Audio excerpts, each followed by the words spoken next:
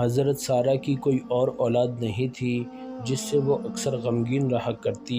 پہلی بیوی کی اولاد نہ ہونے پر آپ بھی پریشان رہتے۔ آپ بے حد مہمان نواز تھے۔ جب تک آپ کے دسترخوان پر مہمان نہیں ہوتا آپ کھانا نہیں کھاتے۔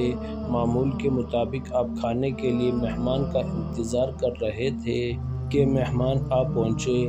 آپ نے مہمانوں کا استقبال کیا اور خوش ہوئے۔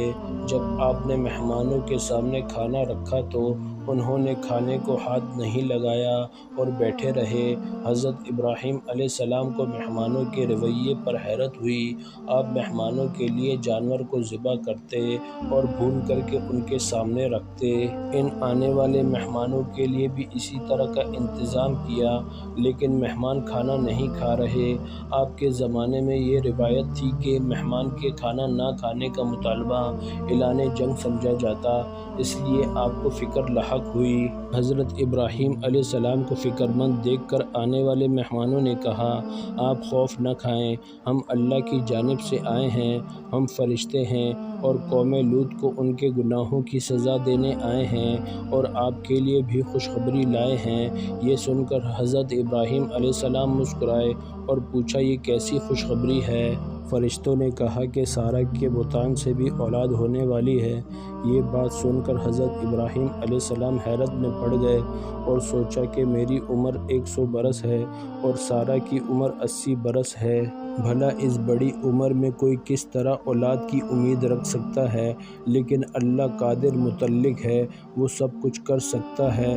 وہ خاموش رہے۔ حضرت سارہ فرشتے کی بات سن کر ہنس پڑی اور کہنے لگی، میں بوڑھی ہو چکی ہوں اور ابراہیم علیہ السلام بھی بوڑھے ہیں، اس عمر میں کس طرح اولاد ہو سکتی ہے؟ فرشتوں نے جواب دیا، اللہ کے ہاں سب کچھ ممکن ہے۔ فرشتوں نے اسحاق کے پیدا ہونے کی بشارت حضرت سارہ کو سنائی۔ فرشتوں نے صرف اتنا ہی نہیں کہا بلکہ یہ بھی کہا کہ اسحاق کا بھی بیٹا ہوگا، اس کا نام یعقوب ہوگا۔ اللہ تعالیٰ تم پر رحمت اور برکت کرنے والا ہے، وہ تمہاری اولادوں کو ستاروں کی مانند بڑھائے گا۔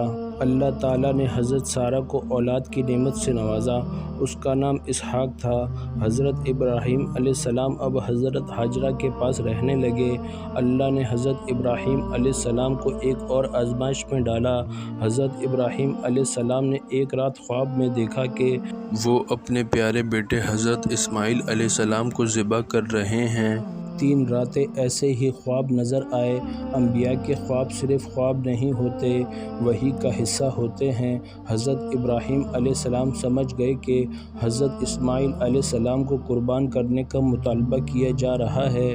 حضرت ابراہیم علیہ السلام نے اپنا سر جھکا لیا۔ آپ نے اپنے بیٹے سے کہا، اے میرے بیٹے، میں نے خواب میں تجھے ذبح کرتے ہوئے دیکھا۔ یہ اس بات کا اشارہ ہے کہ اللہ تمہاری قربانی چاہتا ہے، اس بارے میں تمہارا کیا خیال ہے؟ آپ نے بلا جھجک کہا کہ اگر اللہ کا یہی حکم ہے، میں اللہ کی راہ میں اپنی جان کا نذرانہ پیش کرنے کے لیے تیار ہوں۔ آپ مجھے صبر کرنے والوں میں پائیں گے۔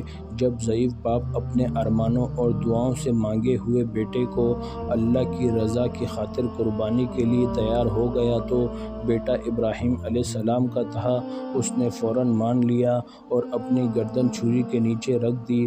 رحمت خداوندی نے جوش مارا اور آواز آئی، اے ابراہیم، تو نے اپنا خواب سچا کر دیا، ہم نیکی کرنے والوں کو ایسے ہی جزا دیتے ہیں۔ اس موقع پر اللہ کے فرشتے نے حضرت ابراہیم علیہ السلام کے سامنے مینڈا رکھ دیا تاکہ بیٹے کے بدلے اس کو ذبح کریں۔ چنانچہ آپ نے ایسا ہی کیا۔ یہی وہ قربانی ہے جو اللہ تعالیٰ کی بارگاہ میں قبول ہوئی۔ آج بھی فرزند ان توحید اسی نسبت سے ابراہیم علیہ السلام کی یاد کو تازہ کرتے ہیں۔ قرآن کریم میں اللہ تعالیٰ فرماتا ہے، اللہ تک نہ قربانی کا گوشت پہنچتا ہے نہ خون، بلکہ تقویٰ پہنچتا ہے۔ حضرت ابراہیم علیہ السلام کی ساری زندگی آزمائش ہی میں گزری۔ پہلی مرتبہ نمرود نے آپ کو آگ میں ڈالا، آگ ٹھنڈی ہو گئی۔ دوسری مرتبہ اپنی بیوی حضرت ہاجرہ اور ننھے اسماعیل کو سنسان اور ویران علاقے میں تنہا چھوڑنا پڑا۔ تیسری مرتبہ اپنے بیٹے اسماعیل کو اللہ کی راہ میں قربان کرنا پڑا، لیکن اللہ نے رحم کیا۔ ہم بھی اسی طرح اپنے اندر قربانی کا جذبہ پیدا کر سکتے ہیں۔ اپنے اندر ایسا جذبہ اس طرح پیدا کر سکتے ہیں کہ جو شخص بھوکا ہو اسے کھانا کھلا دیا جائے تو یہ قربانی ہے۔ جو مفلسی کے عالم میں ہو اور کوئی پرسان حال نہ ہو، ایسے شخص کی خبر گیری کرنا بھی قربانی ہے۔ جو ننگا ہو اسے کپڑا پہنانا بھی قربانی ہے۔ جو مرض میں مبتلا ہو اگر وہ غریب ہے تو اس کی دوا فراہم کی جائے تو قربانی ہے۔ مانگنے والے کو خیرات دینا بھی قربانی ہے۔ اللہ کی راہ میں جہاد کرنا قربانی ہے۔ وطن کی حفاظت کے لیے سینہ سپر ہونا بھی قربانی ہے۔ حضرت ابراہیم علیہ السلام فلسطین میں رہتے تھے۔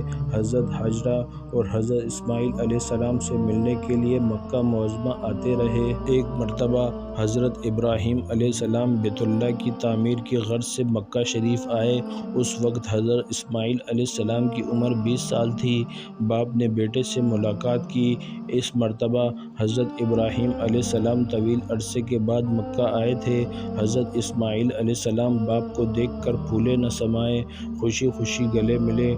حضرت ابراہیم علیہ السلام نے بیٹے سے فرمایا، بے شک تیرے رب نے مجھے اس کے گھر بیت اللہ کی تعمیر کرنے کا حکم دیا۔ حضرت اسماعیل علیہ السلام نے جواب دیا، ابا جان، اللہ کے حکم کی فوراً تعمیل کیجیے۔ باپ نے فرمایا، رب کائنات نے اس عظیم کام میں تجھے میری مدد کرنے کا حکم دیا ہے۔ عرض کیا، میں حاضر ہوں، آپ کر گزریں۔ چنانچہ کعبہ کی تعمیر کے لیے دونوں کمر بستہ ہو گئے۔ روایت کے مطابق کعبہ کی تعمیر کا کام شروع ہو گیا۔ حضرت جبرائیل علیہ السلام نے رہنمائی کی کہ کعبہ کی بنیاد کس جگہ رکھی جائے اور اس کے لیے کتنی جگہ گھیری جائے اور کس طرح تعمیر کی جائے۔ حضرت جبرائیل علیہ السلام کے بتانے پر باپ اور بیٹے نے کھدائی شروع کی۔ حضرت اسماعیل علیہ السلام ایک مزدور کے بھیس میں پتھر لا کر رکھتے، حضرت ابراہیم علیہ السلام پتھر پر پتھر رکھ کر دیوار بلند کرتے۔ پتھر بہت وزنی تھے، اللہ نے انہیں قوت عطا کی تھی۔ روایت کے مطابق بنیادوں میں کوہ ہرا کے پتھر استعمال ہوئے۔ جب دیواریں اتنی بلند ہو گئی کہ اونچائی پر پتھر رکھنا دشوار ہو گیا تو حضرت ابراہیم علیہ السلام نے اپنے فرزند سے کہا کہ کوئی ایسا پتھر تلاش کرو جس پر کھڑے ہو کر دیواریں بلند کی جا سکیں۔ سیدنا اسماعیل علیہ السلام ایسا پتھر تلاش کر کے لائے اور اسی پتھر پر کھڑے ہو کر دیواروں کو بلند کیا۔ اسی کو مقام ابراہیمی کے نام سے یاد کیا جاتا ہے۔ اس سخت پتھر پر پاؤں کے نشان بن گئے۔ جب دیواریں مرضی کے مطابق بلند ہو گئی تو حضرت ابراہیم علیہ السلام نے حضرت اسماعیل علیہ السلام سے کہا کہ ایک اور عمدہ سا پتھر لے آؤ تاکہ اسے ایک کونے پر نصب کیا جائے اور یہ قاعدہ بنا لیا جائے کہ طواف اسی مقام سے شروع ہو۔ حضرت اسماعیل علیہ السلام کو ایک ایسا پتھر ملا جس سے روشنی نکل رہی تھی۔ حضرت اسماعیل علیہ السلام روشنی دیکھ کر حیرت زدہ ہو گئے۔ حضرت اسماعیل علیہ السلام نے پوچھا، ابا جان، یہ پتھر کون سا ہے؟ حضرت ابراہیم علیہ السلام نے جواب دیا کہ یہ وہ پتھر ہے جسے جبرائیل علیہ السلام جنت سے لائے ہیں۔ اس پتھر کو ایک کونے پر نصب کر دیا گیا۔ طواف کا چکر اسی مقام سے شروع ہوتا ہے۔ آئیں اپنے اندر روح ابراہیمی پیدا کریں۔ حضرت ابراہیم علیہ السلام کو ابو الانبیاء بھی کہا جاتا ہے۔